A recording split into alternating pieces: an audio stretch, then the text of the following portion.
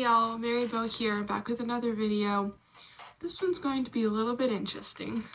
In May, on my blog, which I will put in the description box below, I created a post that I titled Random Thoughts. I've obviously had way more random thoughts since this, and these are specifically my biblical random thoughts, because every human has random thoughts. Like, not everything in my life has to do with the Bible.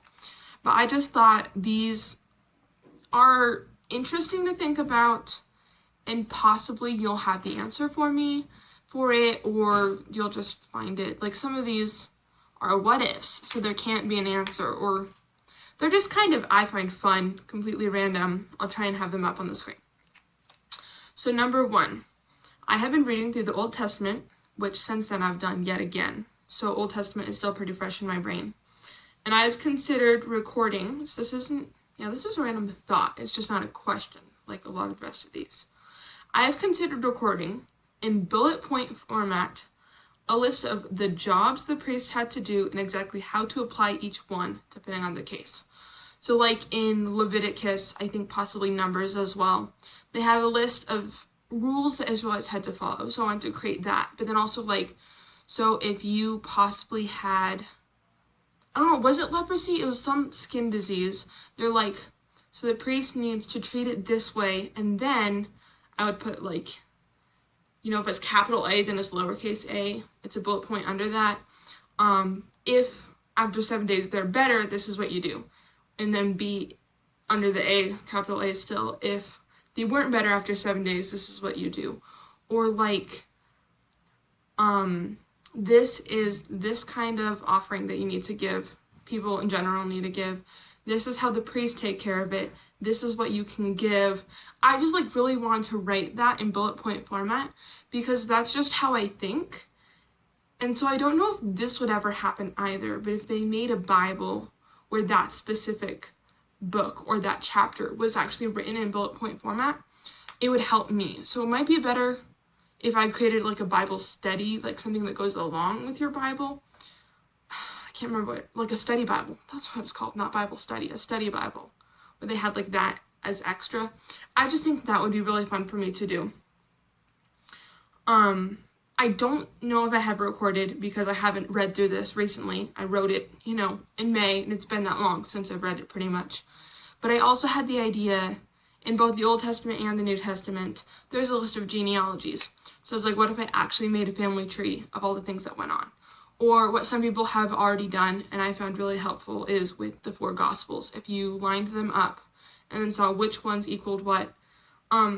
I'm going into college, and I was told I'm probably going to hear about this. I think it's really cool. Some youth pastors have already taught their kids this.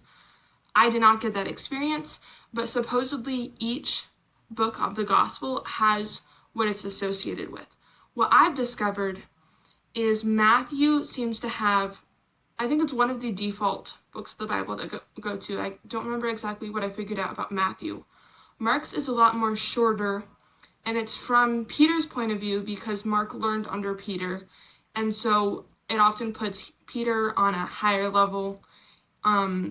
Like the bad things that Peter did, the mistakes that Peter did aren't often in there, and it's a lot shorter, not as much detail. Matthew gives a good amount of detail. Luke is my favorite. They're all good. But I like Luke's because he is a Gentile doctor who's writing for another Gentile. So he recorded a lot of Jewish traditions to help everything make sense. Like, this was a big deal because the Jewish believed this.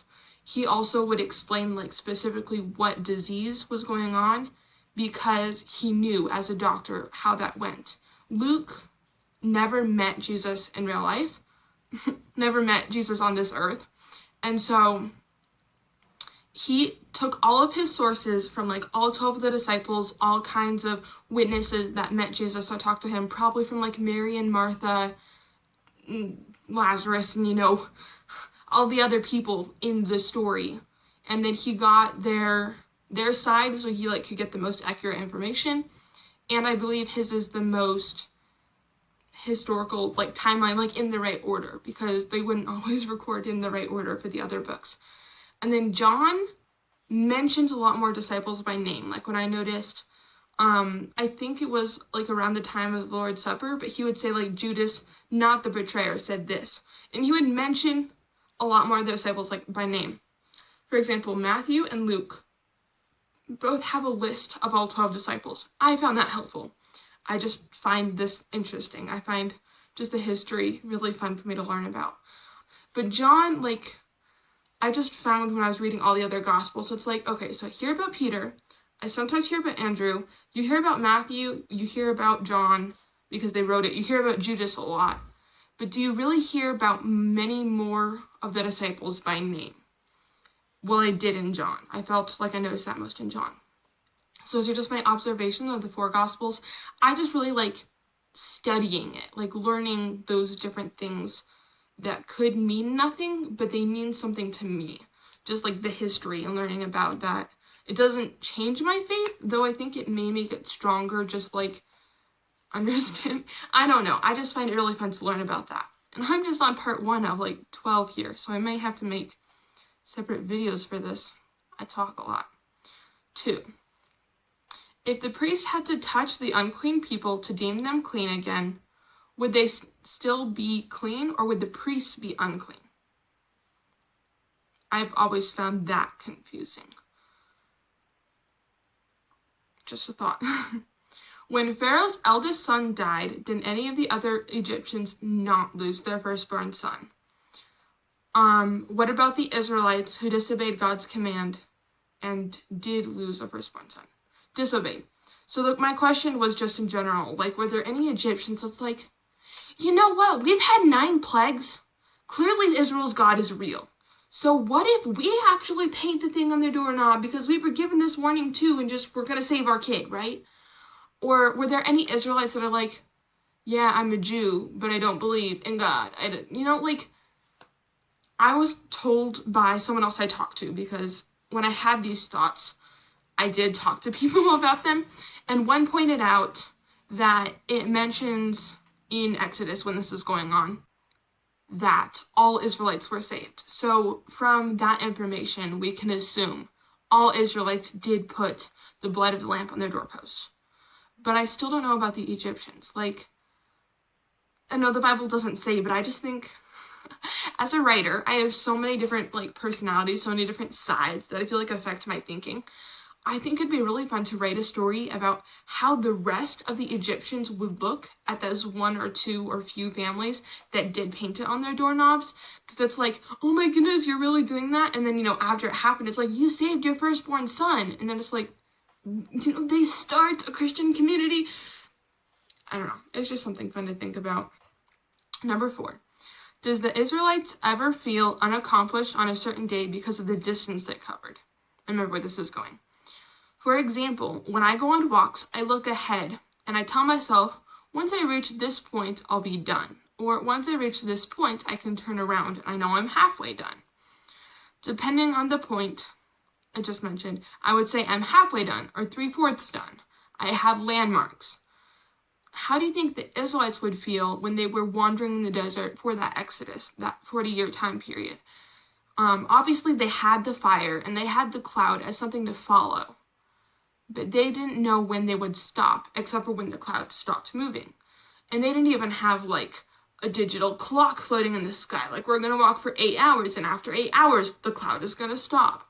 So I just really, my life is based on feeling accomplished by me doing something. It's like, I don't want to go to bed feeling like I didn't do anything useful with my day. And so I would really struggle with that for 40 years being an Israelite if I literally had no idea when to stop.